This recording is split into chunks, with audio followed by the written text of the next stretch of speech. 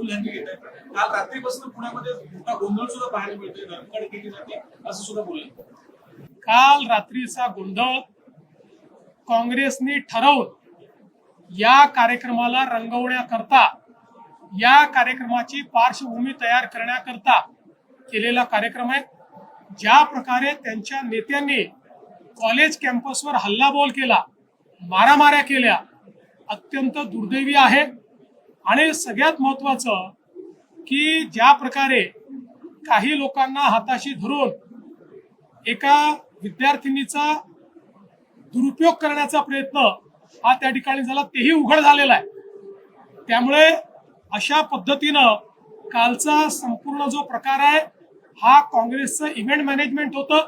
ज्या पद्धतीनं राहुल गांधी यांचा कार्यक्रम इव्हेंट मॅनेजमेंट आहे, आधी गाण्याचे कार्यक्रम होणार आहे, मग राहुल गांधी त्या ठिकाणी येणार आहे. 7-8 हजार त्या ठिकाणी खुर्च्या त्यांनी ठेवलेल्या आहेत आणि त्याच्यावर त्यांनी रजिस्ट्रेशन जरी त्या ठिकाणी सांगितलं तरी मी पुन्हा सांगतो, फक्त आणि फक्त 90% 95% मुली या काँग्रेस नेत्यांच्या कॉलेजेस मधल्याच त्या ठिकाणी त्यांना एंट्री मिळणार आहे. आता आमच्या नवनाथ बन्नी देखील काही पर्दाफाश केलेला आहे, कशा प्रकारे इव्हेंट मॅनेजमेंटच्या माध्यमातून पैसे देऊन काही त्या ठिकाणी मुलींना आणलं जात आहे आणि काही इन्फ्लुएन्सर्सला आणलं जात आहे.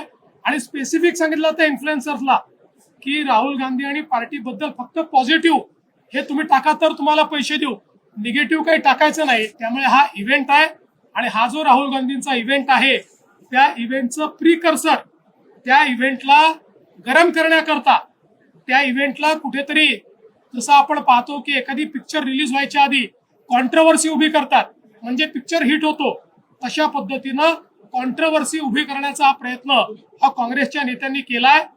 निश्चितपणे पोलिसांनी त्यात लक्ष घातलेलं आहे. पोलीस योग्य कारवाई त्यामध्ये करतील.